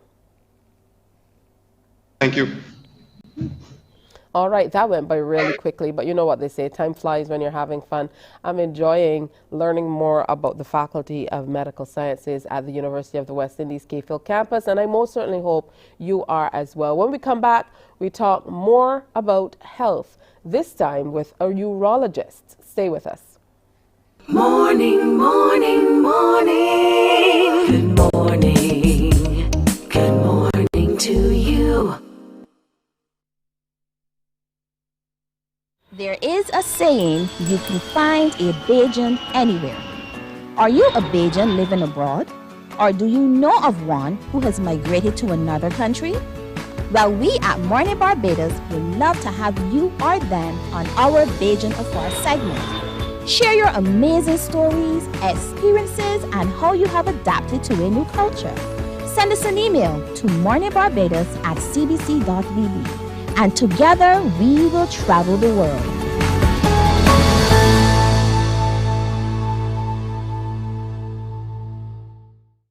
Enjoy movies, soaps, drama, comedy, inspiration, education, music, and more. You get it all when you get MCTV, because MCTV gives you morning, morning, morning. Good morning. Good morning to you. All right, it's time for more Doc Talk. This morning, we have joining us Dr. Paul Rouse, who is a urologist, and we're looking at the surgical management of lower urinary tract symptoms in men. Good morning and welcome. Hi, good morning, Barbados. Thanks for having me again this morning. Following on from our last discussion, which was a little while ago, where we talked about lower urinary tract symptoms in men, which is usually due to the enlargement of the prostate, which is most common, or what we, when we look under the microscope, what we see is something called benign prostatic hyperplasia. Last time I just mentioned the symptoms and the importance that making sure that there are not other medical conditions causing these symptoms, such as uncontrolled diabetes or uncontrolled heart disease, or other things that can cause you to pass urine frequently, urgently, but not necessarily being related to the lower urinary tract. But then I'm going to talk about the more common condition, which is that most men get as we get older, or the benign prostatic hyperplasia. And then, again, before we have focus on the medical management of things, so today I wanted to focus a little bit more on the surgical management. Not sure if you can show me the slides yet, but what I really wanted to do is briefly recap the lower urinary tract symptoms. Okay, so in this photograph here, you can see it's just a representation of the lower urinary tract, where you can see the prostate gland. Although we write in the textbooks walnuts, I don't think we have walnuts here in Barbados, so I tell people it's like a large dunk or so that you can see gland just below the bladder, surrounding the initial part of the water passage or the urethra. And as we get older, as that gland gets bigger, it tends to compress the water passage and then can cause a variety of lower urinary tract symptoms. If you look at the next slide, and there are so many different symptoms per se that you can develop, where you can have urinary frequency, you can have urinary urgency, you can get up at night, one of the other more common problems you see is a very slow flow, like when you're a young boy or so, you pee at the wall, and then as you get a little bit older, unfortunately you can't pee as far anymore. And then you can have intermittency, where you stop and start, and sometimes some men have to what we call double void. They pass urine to get up. I think they might be empty, but then they have to go back again quickly to pass urine again. So when you have these symptoms, I always tell patients first, I want you to see your general practitioner.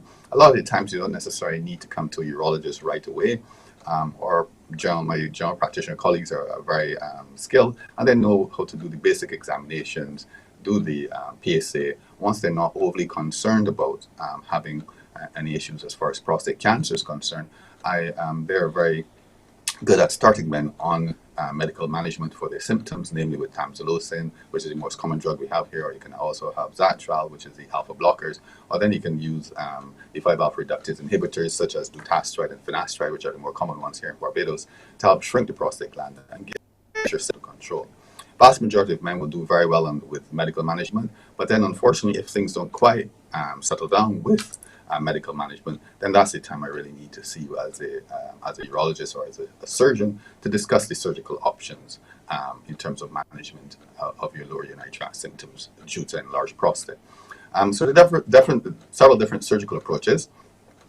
Traditionally, or in the beginning, there would have been open surgery where we make an incision in the orbit of your abdomen, get onto your prostate and enucleate out the prostate. As you can see there, using our finger, we call finger fracture, and removing the prostate gland in that way. But as you probably could realize early, is that open surgery, because you're cutting, you have to make a big incision. The real problems with open surgery is real problems of bleeding at the time of the operation and in the immediate post-operative period. And then with a large incision, then your recovery afterwards can be quite prolonged, ranging from several days to several weeks. So quite frankly, as the years progress, we've now moved away from open surgery, and most of the time now, most surgery on the prostate is done endoscopically, where we pass special instruments via the urethra and use various techniques to remove or enucleate the center of the prostate tissue. So it's not this is different to the surgery for prostate cancer, where we remove the entire prostate gland with the various types of surgeries I'm going to come to. The basic principle: you have a large occluding prostate like this, you're going to curl the inside and give you a good channel down which to pee. And there's several different ways of doing this. The more common way that most surgeons will be trained with, initially at least, would be transurethral resection of the prostate, or what you hear us refer to as a TURP. But then we also have the various laser techniques, and they're available here in Barbados, where you can do vaporization of the prostate gland, or we can use enucleation of the prostate gland. So the vaporization is called a green light laser, or PVP for short. And the enucleation technique is called holmium laser enucleation of the prostate, or HOLAP. And again, both these techniques are available here in Barbados by myself and various urology colleagues. The advantage of the laser over the TURP is that it's less bleeding, and therefore you get fast recovery of patients. So usually after a laser prostatectomy, I'll explain why I don't like that term in a few minutes, is that because it's less bleeding, you get to go home the same day, usually with a catheter, and then which is usually taken out the following day. Whereas with a TURP, you would spend at least overnight in hospital with a catheter just to make sure there's no bleeding. But usually in most cases, it will come out the next day or 2 days later. So All those right, are probably so I more know common we're techniques in Barbados. Sure. So I know we're deep in the throes of explaining the surgery, and I'm trying to stay in step with you. Yes. I truly am. But it really is a lot to take in. So at what stage do we get to this place where you have to have surgery as opposed to other treatments? So let's step back a bit and talk about that. Yes. So really, immediate surgical indications where it really would be if, for example, men progress to the point where they can't actually pass the urine. This is a common problem that men always worry about, but actually it's not as common as you would think. It's roughly a rate of 1 to 2% per year. This is where you can't pass urine at all, and we call that urinary retention. So that would be probably an absolute indication for surgery on the prostate.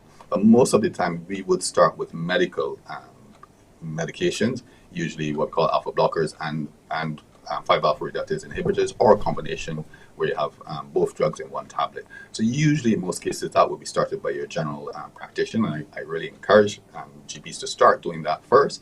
And then when, unfortunately, if medical management doesn't relieve the patient's symptoms, then to refer into the urologist. Yourself operating as opposed to continuing prescribing medications. But so I think the first step is really to see your GP, have that assessment by your general practitioner. Usually in most cases, once they're happy, as I said, there's no prostate cancer or any other problems that need to be sorted, they will start medical therapy with the alpha blockers, with the 5-alpha reductase inhibitors, or with the combination therapy.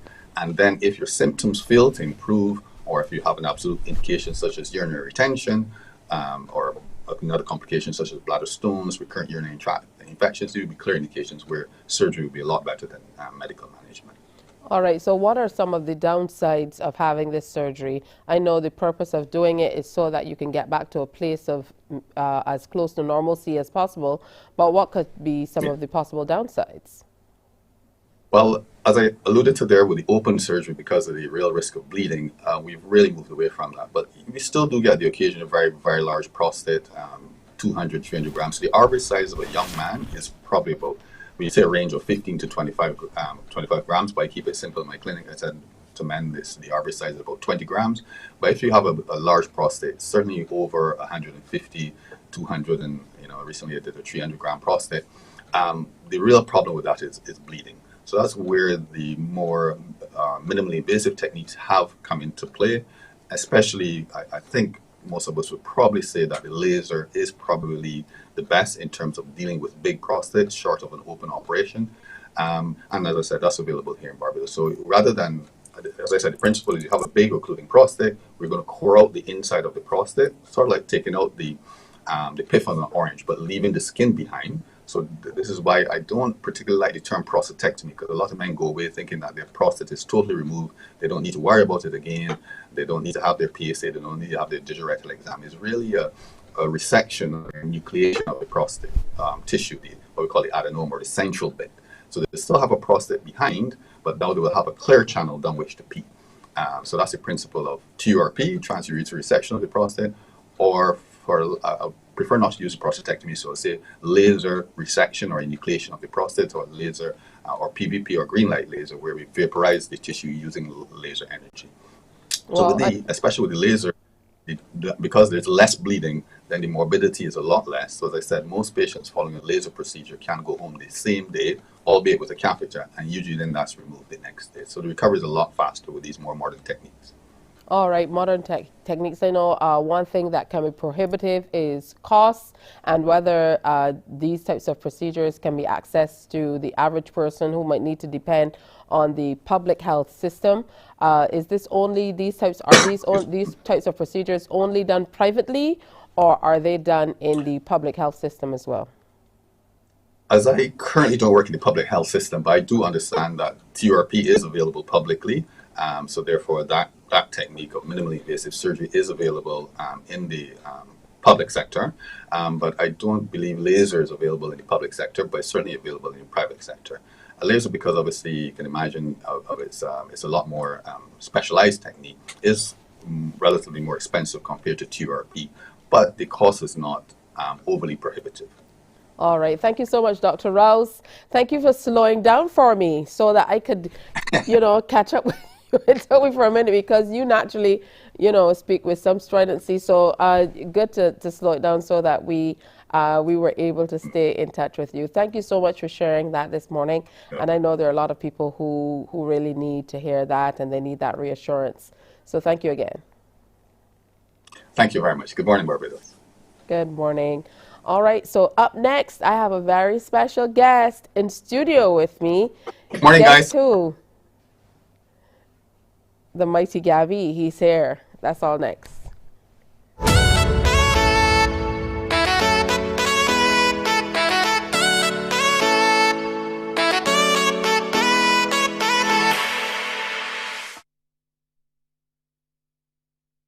Enjoy movies, soaps, drama, comedy, inspiration, education, music, and more. You get it all when you get MCTV, because MCTV gives you more. Some ask, what makes Barbados so special? We at Mornin Barbados say it's you, our exceptional youth. You are talented, resilient, and inspirational. You are the epitome of the Barbadian spirit, testing the boundaries of your creativity. If you are an entrepreneur, artist, baker, designer, author, or have done anything you think should be highlighted, email us at morninbarbados@cbc.bb. Let us show the world. Morning, morning. Good morning. Good morning to you. All right, just about 12 minutes to go before 8 o'clock, and in comes Gabby. Listen, I have to call all the name. Dr. the Most Honorable Anthony Gabby Carter, Cultural Ambassador. That's a lot of names. I have to add in all of that. Chief Omawali. Listen, people would tell me, give Gabby his flowers, so I have to make sure I give you title. Always good to see you, Gabby. Same here, my dear. And you will always be Gabby or Gabberts. I call you Gabberts. Gabberts. Yes. All right, so 75 not out. Yes. The highly anticipated concert. How are things shaping up on your end? Very good. Rehearsals are going excellent. I rehearsed with the police band up to yesterday. I rehearsed with Mike Seeley by himself the night before. I've been going rehearsals all the time. I think I'm going back with Edwin Yearwood on tomorrow. And, you know, all the artists are singing good. They really are. Yeah. So, you know, you got Bag and you got Grind, and I don't want to call all the names. Nicholas Brankin at tour tapping, and, you know, Mike Seeley, Bit, Slocum, Nikita. But don't try to remember all the names. We're going to get those names down pat. But we have somebody else who is joining us as well, albeit virtually. You should be in here. Let's welcome Terencia Coward. Oh, wow. Good morning. Family. I was peeking into your closet this morning because we're in the same color. Apparently. We're wearing the same color. Nice. All right. Good morning. Good morning. I mean, it's just such an amazing feeling to be able to celebrate 75 with our Gabby. Tell me what that means to you. I'll tell you, the very first time, Gabby is family. I've known Gabby since I was a child, albeit that I didn't know that he was Gabby. You know, he was just this chap around the house singing, you know, having conversation. And the first time that I actually saw him perform, I would have, and it stays with me to this day, he would have done Send an Answer for Me at the Piccadilly Crop Finals. I think the year would either have been 93 or 90 or 92, one of those years. I can't, the year slips me, but that stayed in my mind, and I was like, wow, I didn't realize the greatness. And ever since then, I have always been honored to be in his presence, to have him work with me as a songwriter. And I'm so looking forward to Saturday. 75 years of Gabby. It's going to be interesting. Gabby, say hope you rehearse Reinforce. Listen, Terencia says she hopes you rehearse Reinforce. Now that is her tune. That's what she wants there. I have a list. That's my tune. I have a list. Listen, I have a list. Yeah, but everybody got a list, you know. But I ain't gonna pick Reinforce because I haven't heard him do it for so long. Yeah, I'm going to pick Reinforce, especially approaching crop over now. I am going to pick Reinforce and settle for Reinforce. Listen, I can't argue with that, Terencia. She wants to hear Reinforce, so she hopes that you rehearse that, Gabby. What does it mean to you? I know a few years ago, I did a program for your 70th and Eddie's 70th, and then Griner's 70th. Yes. You know, and every time I talk about you three, I have to go back to G for me. Grant and Gabby. Yes. For Mercy. I hope you're rehearsing that one, Mr. Brunner. You know, because I mean, you have the guys coming through and performing as well. And now here we are. We had Eddie celebrate his 75th. Unfortunately, I couldn't make it. I had a prior engagement, but I heard about how wonderful it was that he brought out so many different people. I can just imagine what Saturday night is going to be like with you. Yes, it's going to be great because, first of all, the quality standard of who is going to be there as guest artists, right? That is one thing. Police Band, Edwin Yearwood. I try to call all the Mac Fingal, you know, like. Yes, listen, I have move like a family. Yolanda Holder, Dance in Africa, RPB, Mr. Blood, Richard Stout, TC, Nikita, Bit, Jamal Slocum, Edwin Yearwood, all accompanied by the Barbados Police Service Band under the direction of Kevin Lynch. Doors open at 6:30. Your MC is none other than Mr. Matt Fingal. Correct. So it is under the big tent at the University of the West Indies Capefield campus. Your ticket outlets are Emerald City, 6 Roads, Carlton Supermarket, Carlton Complex, Smart Stores, Lime Grove and Welch's, CS Pharmacy on Broad Street, New Look Boutique on Broad Street, Digicel, Sky Mall, Lucky Horseshoe, Warrant and Worthing, Abbeville, Rockley, online at ticketpal.com. Now that we have those out of the way, go on now and get your tickets. And I also have some, you know, You have tickets in your pocket? No, in the bag. Gabbert said he has some too, so you know you got tickets in his bike. You can link run over Gabbert to CBC and get them now. Yeah. For you, Terencia, you said that you know you grew up seeing Gabby around the house, and you know, he was just Gabby. You didn't know he was who he No. is. And I think for I those had of us no clue. who've really been able to get to know him apart from the music, oh, she wasn't telling the truth. Y'all related. Her and Nicholas Branker, listen, she said you're Gabby not calls telling the us truth, family. Teresia. We Tell cannot the we cannot truth. get away from being family. That the thing about Gabby is that once you enter Gabby's orbit, you become his child. That's the bottom line. You become his child. So you sit and you learn at the feet of the master. And that really and truly is a bond that stays for life. It goes nowhere. You know, so we are family. But when I first met him, I had no clue the magnitude of the person that was in my space. I didn't. Yeah. But now I know the magnitude of the person in my space. I've seen the mastery way too many times, seeing it up close and personal as a part of the big show.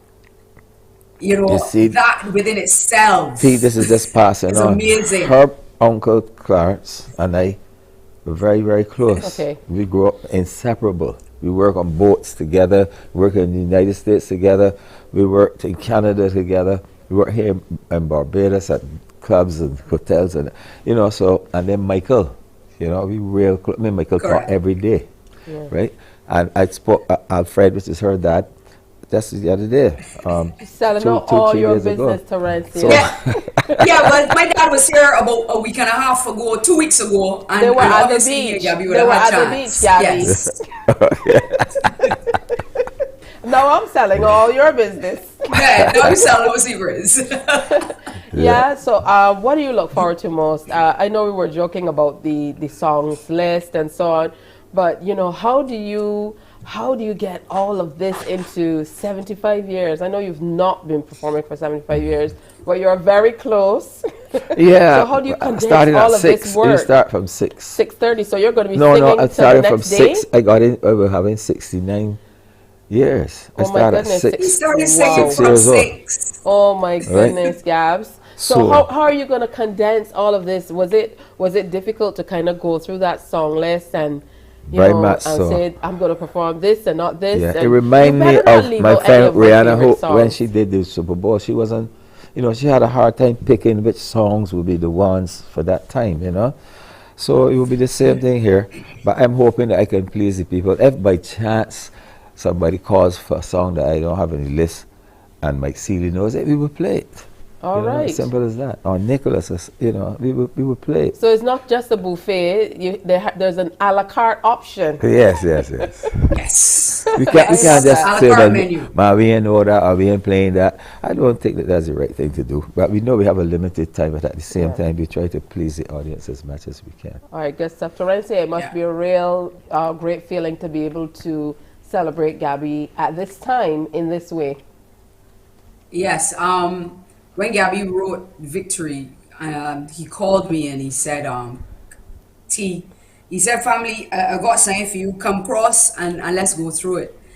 And when I got there, from the time he started, I said, yes, definitely this is for me. And Gabby has never written a song for me that he did not write it specifically with me in mind. Correct. Again, there are songwriters that will write songs not necessarily with you in mind, but if you can fit yourself in the space, you can get it. Correct. I can say this without hesitation. Songwriters who write and they know this is the artist that I'm writing for, they will always be the ones that their songs will live on. And All Victory has been that song for us. Okay, wonderful. We're going to take a quick break and come on back and wrap it up. Listen, just never enough time. Gabby's in studio. Come on. Morning, morning, morning. Good morning. Good morning to you.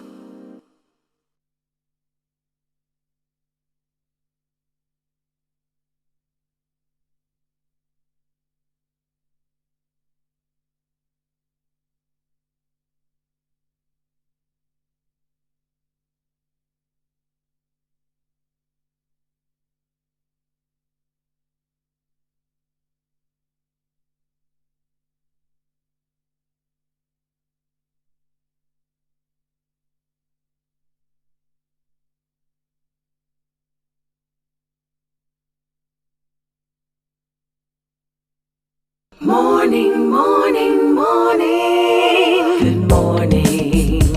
Good morning to you. There's literally only enough time for us to say our goodbyes. So, Terencia, just quickly, remind us why we should come out and celebrate 75 Not Out with the mighty Gabby. It is an opportunity to see the master. There's nothing else to say. All right. Succinct to the point, Gabby. Yeah. We really are looking forward to seeing you on stage. And I'm happy to hear that you're open to people asking for their specific pieces if they don't get them right away. Yes, So, we have to do the whole song, but at least give them a little piece, Yeah. But I want to say hello to Angela in Boston, the kid site's aunt. She is my nemesis, I don't like Angela at all. I don't like her so much that every time I go out, that's the only place I stay, the only place is eat food. I do not like Angela at all. And I know Julie is locked on. Julie is always locked on. Good morning, Jules. Gabs, I want to thank you so much for coming in. We are out of time, but we are in time for Saturday's show. Remember, you can head on out and celebrate with the mighty Gabby. Make sure you come on out. It's under the big tent at UE. Get your tickets before they're all sold out. Hey, coming up tomorrow on Morning Barbados, the Caribbean Hotel and Tourism Association's Caribbean Travel Marketplace, which is being held in Barbados for the first time in May. We'll be telling you all about that. Plus, Situ-Sab Labor Day Rally and concert for May 1st. We're also talking about the youth survey being conducted by the Division of Youth Affairs and how you can participate. And of course, we have the semi-finalists of Beach to the World coming through to share with us. That's it from us for today. Have a wonderful day today. Remember to wear your smiles and go pick up your tickets for Gabby in concert. Bye-bye. Wake up, wake up, wake up, wake up. Barbados, get up. Good morning.